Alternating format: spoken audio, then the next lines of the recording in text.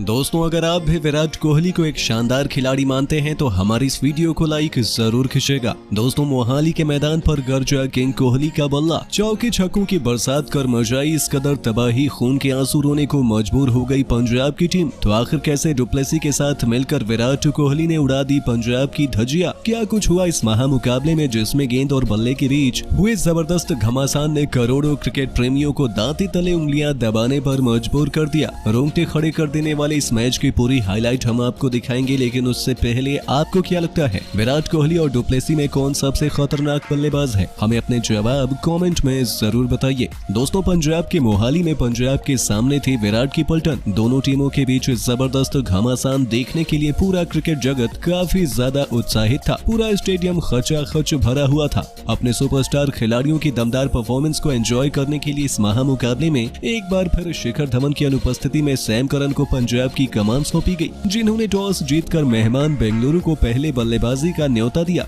बेंगलुरु के लिए अपनी टीम को एक तूफानी शुरुआत दिलाने के लिए विराट कोहली के साथ कप्तान फाफ डु प्लेसी की जोड़ी मैदान में उतरी थी। पिछले मुकाबले की नाकामियों को भुलाते हुए किंग कोहली ने कहर बनकर पंजाब के गेंदबाजों की शामत लानी शुरू कर दी। उन्होंने अपना खाता ही खूबसूरत चौके से खोल दिया था, लेकिन ये तो केवल ट्रेलर था। अगले ही ओवर में गेंदबाजी करते आए अर्शदीप सिंह के परखच्चे उड़ाते हुए किंग कोहली ने एक के बाद एक लगातार 2 चौके चढ़कर गेंदबाजों के तो पसीने छुड़ा दिए थे। पंजाब जहां विकेटों की तलाश कर रही थी, वहां ये दोनों बल्लेबाज तो उनके गेंदबाजों का करियर तबाह करने पर तुले हुए थे। जहां एक ओर से अभी तक विराट उनकी पिटाई कर रहे थे, तो अगले ओवर में कप्तान डुप्लेसी ने भी अपने गियर में बदलाव करते हुए ऐसा कहर बरपाया कि पूरी दुनिया देखती ही रह गई। आपको बता दें, गेंदबाजी करने आए थे हरप्रीत बरार। सैम करन ने सोचा कि स्पिन के सामने डुप्लेसी और कोहली फंस जाएंगे, लेकिन उनके इरादों पर डुप्लेसी ने केवल पानी ही नहीं फेरा, बल्कि उन्हें ऐसा करारे जख्म दिए जिन्हें भर पाना उनके लिए आसान नहीं होगा। हरप्रीत बरार की गेंद को डुप्लेसी ने स्टेडियम के दूसरे स्टैंड में मारकर अपने तेवर विरोधी टीम को दिखा दिए थे। पर ये तो केवल छोटा सा नमूना था। एक गेंद छोड़कर ही अगली गेंद पर उन्होंने दोबारा कुछ उसी अंदाज में इतना भयंकर छक्का लगाया कि हर कोई हैरान रह गया था। डुप्लेसी के उन 2 छक्कों ने विराट कोहली के भी होश उड़ा दिए थे। वहीं पूरा स्टेडियम दंग रह गया था। इस खिलाड़ी ने इस ओवर में 17 रन बटोरे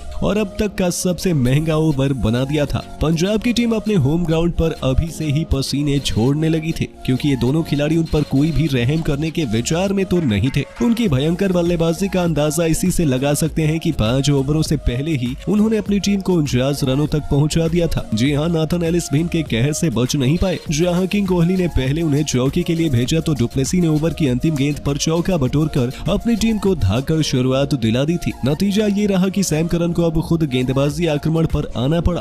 कप्तान ने खुद विकेट चटकाने की जिम्मेदारी अपने कंधों पर उठाई। लेकिन आज तो दिन बेंगलुरु का था। डुप्लेसी ने करन का स्वागत ही मिड विकेट के ऊपर से तूफानी चौका जड़कर किया था। अब तक उनके सभी प्लान फ्लॉप साबित हुए थे और देखते ही देखते इन दोनों के बीच 50 रनों से भी अधिक की पार्टनरशिप हो गई थी। उनकी तूफानी बल्लेबाजी देखकर तो पूरा स्टेडियम खुशी से झूम रहा था। वहीं पंजाब के फैंस तो अपनी आंखों पर भरोसा नहीं कर पा रहे थे। हालांकि चौके के बाद सैम करन ने दमदार वापसी करी और इस ओवर में केवल 10 रन दिए, लेकिन उसके बावजूद 6 ओवरों के पावर प्ले में बेंगलुरु ने विस्फोटक बल्लेबाजी के दम पर 59 रन बना लिए थे, जहां पंजाब को कोई सफलता हासिल नहीं हो पाई थी। इतने अहम मुकाबले में बेंगलुरु टॉप गियर में चल रही थी। कोई भी गेंदबाज अपनी टीम को सफलता नहीं दिला पाया था। पावर प्ले खत्म होते ही उन्होंने राहुल चाहर को गेंदबाजी आक्रमण की कमान सौंपी और इस गेंदबाज को विकेटों की तलाश थी और ये बात कोहली और डुप्लेसी भी जानते थे। और ऐसे में उन्होंने मौके की नजाकत को भांपते हुए कोई भी जोखिम लेना जरूरी नहीं समझा और इस ओवर में संभल कर दोनों ने केवल 4 रन ही बनाए, लेकिन पंजाब को वापसी का मौका नहीं दिया और इस ओवर की भरपाई उन्होंने नाथन एलिस के खिलाफ कर ली, जिनकी गेंद को मिड ऑन के ऊपर से छक्के के लिए भेजकर डुप्लेसी ने अपनी टीम को 8 ओवरों में 74 रनों तक पहुंचा दिया था।